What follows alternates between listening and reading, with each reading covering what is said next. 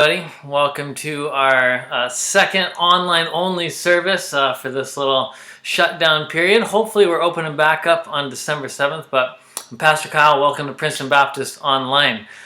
Today we're talking about waiting, and it's not something I'm super good at. I don't know about you, but waiting is not my strong suit. This shows up for me a lot of the time when I'm eating like a Thanksgiving dinner or a Christmas dinner, because for whatever reason, we eat dinner at like 5 or 6 o'clock. I mean, we do because we got kids every day of the year. And then on these holidays, we're like, let's have dinner at 3:30. And I'm like, all right, early dinner. But then actually what's happening is it's a really, really late lunch because we have to skip lunch and then save up for dinner, right? And it's a painful time of waiting, especially you smell all the food is cooking. But I know what you mothers out there are saying to me. You're saying, don't spoil your appetite. You're gonna want that dinner all the more. You're not gonna die. You can wait. Allow that appetite, allow the smell to increase your longing for a good thing, right? Because I can tolerate waiting a long time for a really great meal because I'm hopeful that I'm gonna have a great meal coming to me.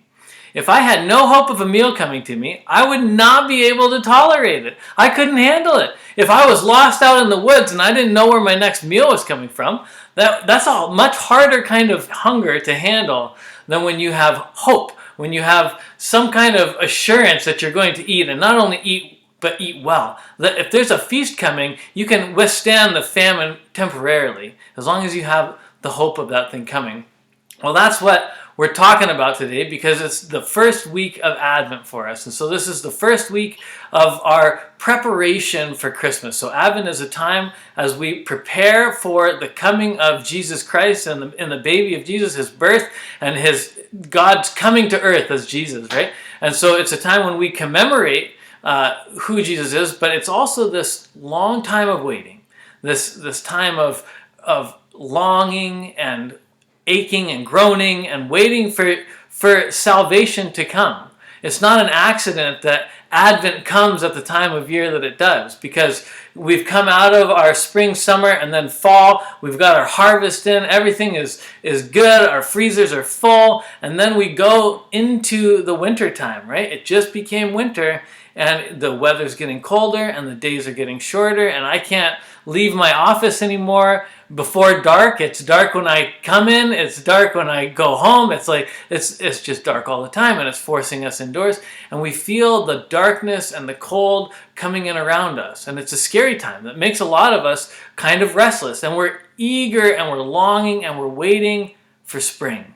For the assurance that the crops are going to grow again next year, for this miracle of growth to happen, and the seeds that somehow survive through the freezing winter are going to take root and bring new life again. This is what we're longing for. And so Advent comes at this time of year to tap into that longing, because we have a deeper longing as human beings. We have a deeper longing for salvation and redemption and wholeness that is connected to what God is doing in his plan in the world, and in particular to the birth of Jesus Christ.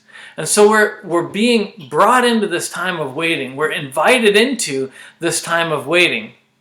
Now this year, Advent is a lot different. Christmas is a lot different, because we're in the middle of a church shutdown, and typically, man, it's nothing better than hanging out with the church family through November and December, getting ready for Christmas. We've got Christmas plays going on, all the warm fuzzies of like hanging out. We were watching The Star together last year, big movie parties at the church and doing all these things. And it can be a really warm, fun, family kind of time. And now we don't get to do that anymore. And we have to stay at home. And so a lot of us are asking the question of, what are we going to do? These are uncertain times. They don't make a lot of sense to us.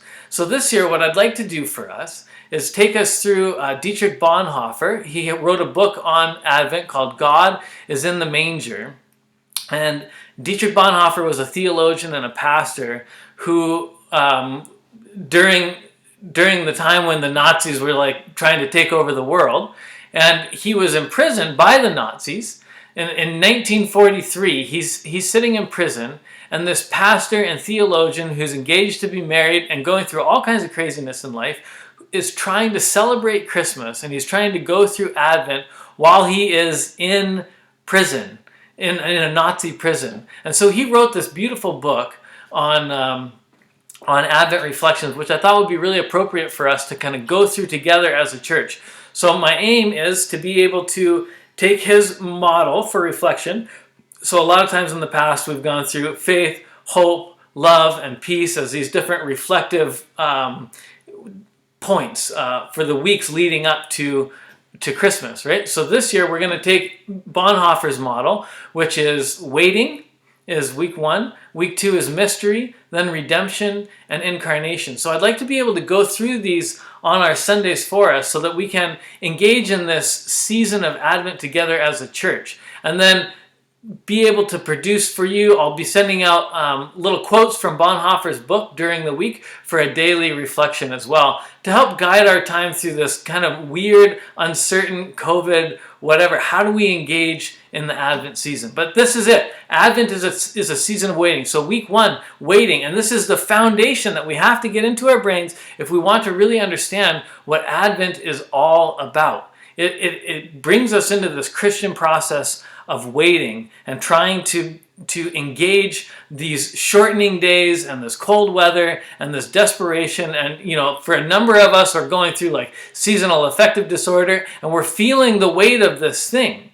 Now the world is going to give us an option for how to respond to this, right? We had Black Friday just last Friday. And it's like distract yourself, shop, buy, look online, look at all the beautiful flashing lights and all the wonderful things, and lose yourself in what could be and what you could have and what might make you feel better. And you put your hopes in these things. And then there's the Christmas parties to plan for and all the baking and all the festivities and all the things, and we could just get utterly distracted. But all the while, Advent is inviting us to engage this season of waiting in a new and fairly countercultural kind of way.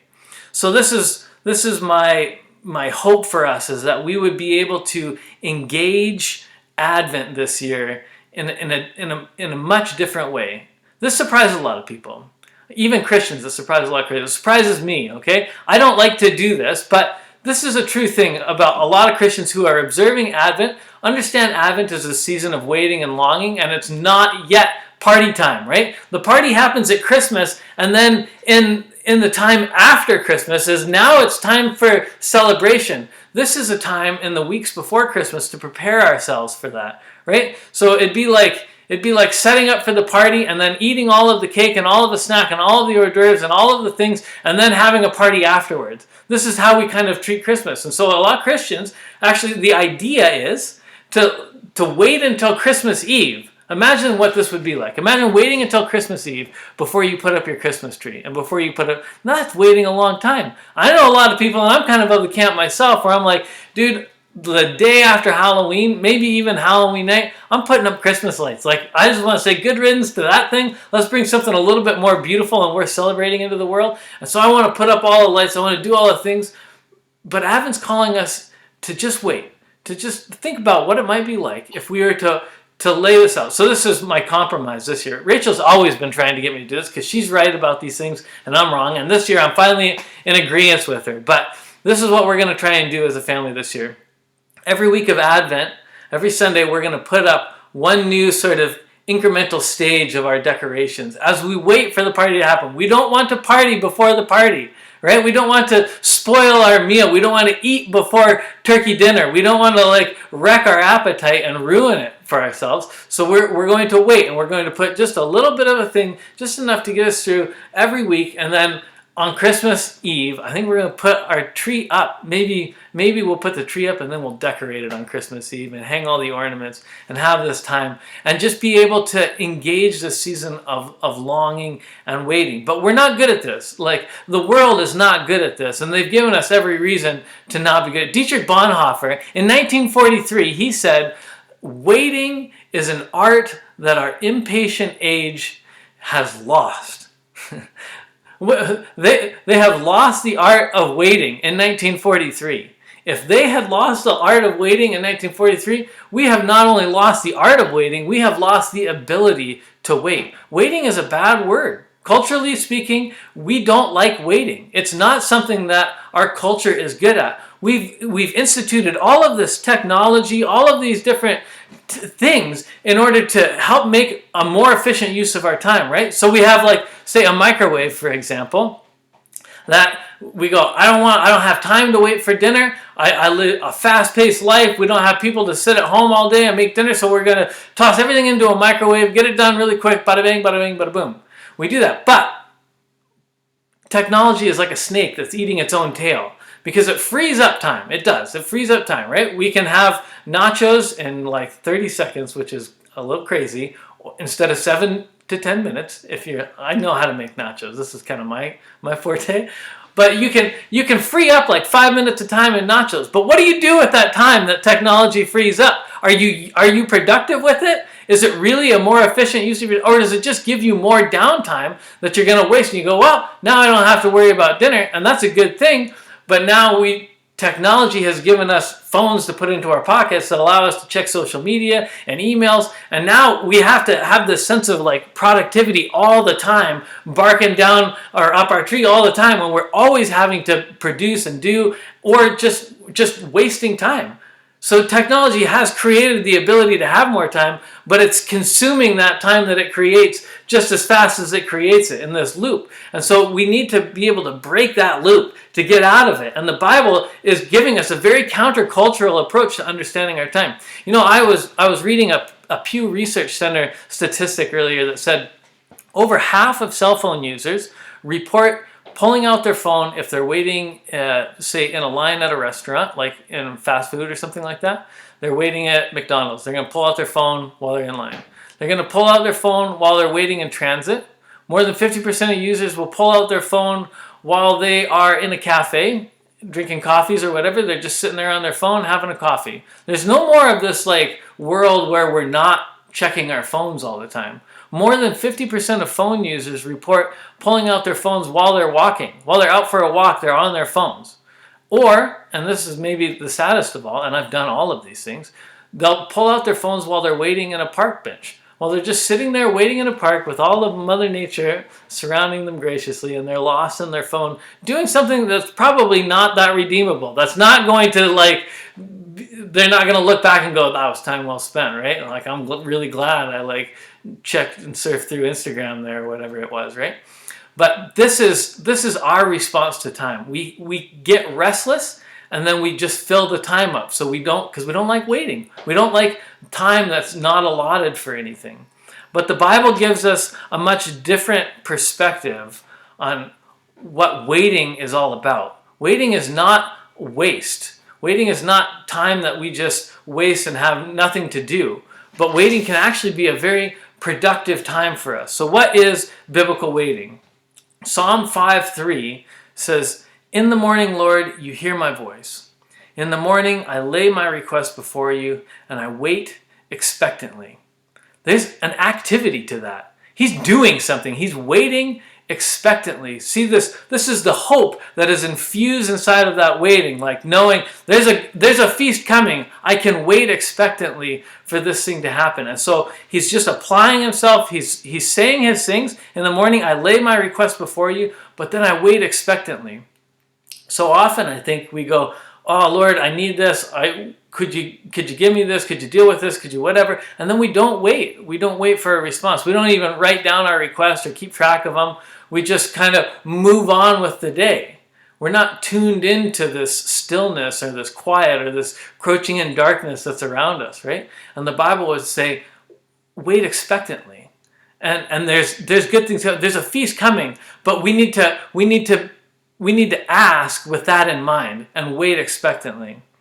We think of waiting as this useless thing that doesn't produce anything. It's an unproductive, impotent thing, right? Waiting is just wasteful.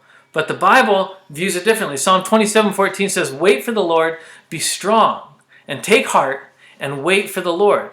There is strength required in waiting. It's not just this weak thing that we're doing and going, oh, I give up, I'm just going to wait, I guess. Waiting takes strength because it's calling us back. We have to remember all the time what God has promised and the salvation that He has offered to us and continue to long for that. Instead of filling ourselves up on these little things, on all the snack foods and all these things, and spoiling our appetite, as it were, we need to long for the bigger thing and continue to long for the bigger thing and not allow ourselves to be distracted by all of the trappings of this season, which are surely, they are distracting. They just really are.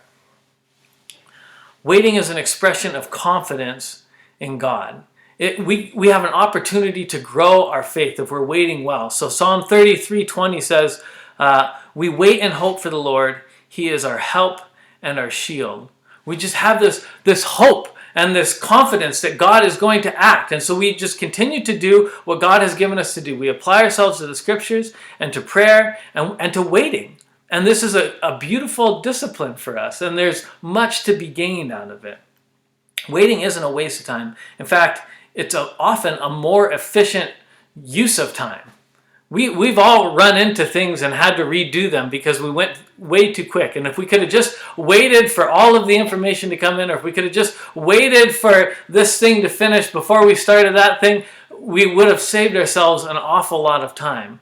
And this is life. When we get to just calm ourselves and say, okay, Lord, I'm going to wait on you, and I'm going to wait for your response. Instead of just acting and doing and just charging ahead, if we discipline ourselves to wait on the Lord, our time is much better spent.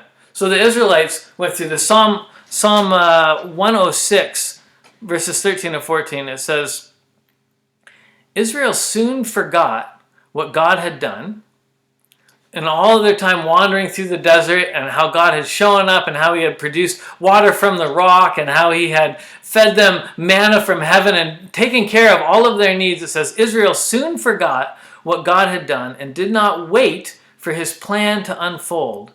In the desert, they gave in to their craving. In the wilderness, they put God to the test. This is in reference to when they demanded that God give them this quail, this meat to eat. And so God says, have all the quail you want. Now it's like they're sick of quail, right? But God desires that we would trust him enough to wait for his plan to unfold instead of just giving into our cravings and all of these things and putting God to the test. It says, remember that God takes care of you, that he is your salvation, and that he is coming again. So we remember the coming of Christ at Advent. We remember that he came, that he was born, but we also remember that he has promised to come again, that all creation waits in eager anticipation for the children of God to be revealed. I think it's Romans 8:18, right? This is the idea, is we're all in this time, this season, this whole world is waiting always for the return of the King, for things to be made right, for redemption for our bodies, and for all of these things. We are always longing and eagerly doing this, but we have to remember that God has set a plan into motion, and this is why we remember that the significance of Christ coming, the significance of the incarnation, the significance of his being present with us, so that we can go into these dark days and know that we have a feast that is coming, that this is not our final deal, right? Waiting in this way is not a waste of time. But as we engage in waiting, we experience the gift of waiting. God desires that it would be a gift, or what Dietrich Bonhoeffer calls the austere blessedness of waiting, right? There is something very severe and austere about the idea of having to wait, of doing without, of just holding and waiting, allowing the silence to unfold a little bit. But for those who are able to wait, right? Those whose hope is still off into the future are able to wait with eager expectation, right? We're able to lay hold of this hope. If we have something to wait for, we can do so hopefully and not despairingly, right? We don't have to fill our lives with all the noise and trappings and distractions. We can fill our life. We can have peace. So here's a verse for us. I want us to remember Psalm 41.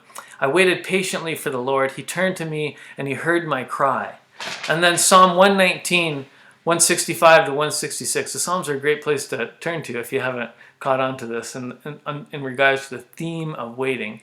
Psalm 119, verse 165. Great peace have those who love your law, and nothing can make them stumble. I wait for your salvation, Lord, and I follow your commands. This is not just an empty time of doing nothing. Waiting doesn't mean doing nothing. It means committing ourselves to the Lord's commands, to loving his law and to following it and saying nothing else is going to bring me happiness or contentment, or I'm not going to allow anything else to fill that hole or that aching or that longer or that hunger that I have for salvation, except for your law and your commands and this eager expectation of your return, this hopeful waiting for your return. So this is, I hope it's changing the way that we view waiting, not necessarily as a bad thing, but as a thing that helps us to become prepared people, that will call us into this season, this 4 weeks of anticipation, and that will really make Christ so much more beautiful, right?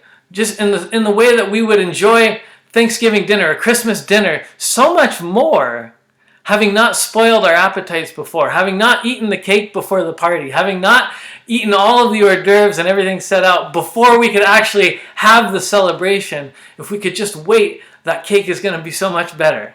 That birthday cake for Jesus is going to be so much better if we can engage in this season of waiting and allow God to speak into it. So here's our homework for the week. Here's your homework for the week.